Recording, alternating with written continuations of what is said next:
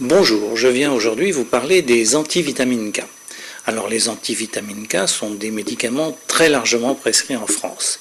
Ils fluidifient le sang et lisent les petits caillots existants.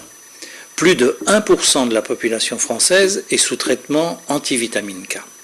C'est malheureusement aussi l'une des causes les plus fréquentes d'hospitalisation en urgence par mécanisme iatrogène.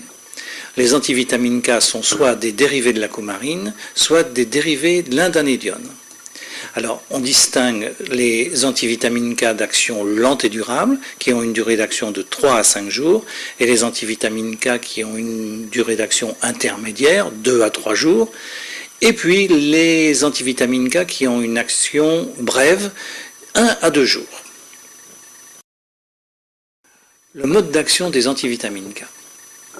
Les antivitamines K agissent en perturbant la synthèse à base de vitamine K de certains facteurs de la coagulation, en inhibant la carboxylation hépatique de 6 protéines dans l'hémostase secondaire.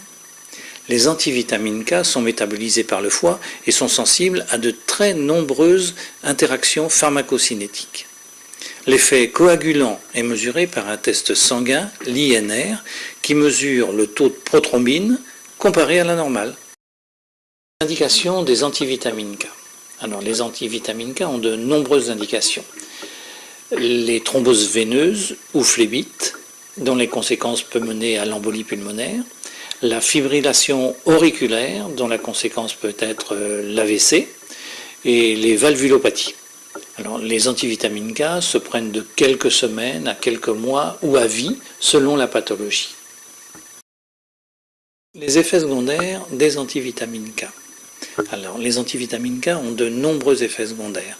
Saignements, hémorragie, immunoallergie, nécrose cutanée localisée, de rares vascularites et atteintes hépatiques. Les surdosages conduisent à des hémorragies plus ou moins importantes et donc potentiellement graves. Toute modification clinique justifie une surveillance de l'INR. Un simple diarrhée, des vomissements modifient l'action des antivitamines K. Interaction médicamenteuse avec les antivitamines K. La liste des médicaments ayant une influence sur l'action des antivitamines K s'allonge tous les jours avec l'arrivée de nouveaux produits qui n'ont pas de recul suffisant de cette association. Il est conseillé de refaire un INR 5 jours après l'arrêt ou l'introduction d'un autre traitement. Il faut globalement distinguer les médicaments qui augmentent l'effet anticoagulant et donc le risque hémorragique et les médicaments qui diminuent l'effet anticoagulant et qui augmentent donc le risque d'effet thrombotique. Interaction alimentaire avec les antivitamines K. L'alcool qui est à la fois un inducteur enzymatique et un toxique hépatique, et les apports réguliers en grande quantité d'aliments riches en vitamine K, ce que nous appelons vulgairement l'effet choucroute. Ce qu'il faut dire à votre patient quand il vient chercher ses antivitamines K. Il faut prendre les antivitamines K toujours à la même heure, et plutôt le soir. En cas d'oubli, il faut prendre le traitement dans les 8 heures. Si l'oubli est supérieur à 8 heures, il faut attendre le lendemain pour ne pas majorer la dose et la régularité. Ne jamais prendre de double dose. Ne jamais modifier son traitement sans avis médical. Ne pas prendre de médicaments nouveaux sans en avoir parlé au médecin ou au pharmacien. Éviter les activités et le sport avec des risques de blessures avérés. En vacances, partez avec votre ordonnance et assez de médicaments. Avoir dans son portefeuille une carte mentionnant la prise d'antivitamine K. Et prévenir votre médecin en cas de saignements anormaux, nez, gencives, d'hématomes ou d'échymoses, voire d'urine rosée ou de sel noir. Le suivi. L'INR doit être fait 1 fois par mois, le matin et si possible dans le même laboratoire. La zone thérapeutique est définie par un INR compris en général entre 2 et 3 dans les thromboses veineuses et les fibrillations auriculaires, mais il peut être plus élevé dans certains cas jusqu'à 4,5. Les statistiques montrent qu'un patient ne passe que 50% du temps dans la zone thérapeutique, tant la fenêtre thérapeutique est petite.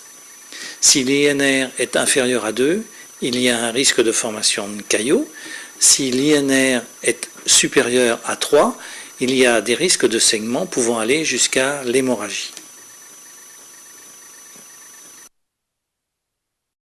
Domicile de l'INR. Deux dispositifs d'automesure existent. Ils fonctionnent sur le même modèle que le contrôle glycémique. Cette automesure de l'INR est entièrement prise en charge chez les moins de 18 ans sur prescription par un spécialiste. Le LPP est de 1 136 €. Une automesure hebdomadaire améliore le contrôle et diminue les hospitalisations, mais l'HAS mise davantage sur l'éducation du patient. Alors, est-ce que le pharmacien y jouera le rôle qui lui revient ?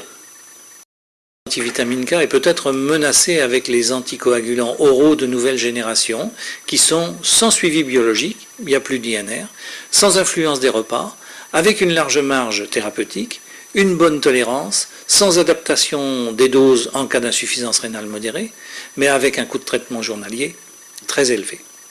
Aujourd'hui, ils sont réservés à certaines indications bien précises, mais pourraient voir leur utilisation élargie si leur coût devient raisonnable.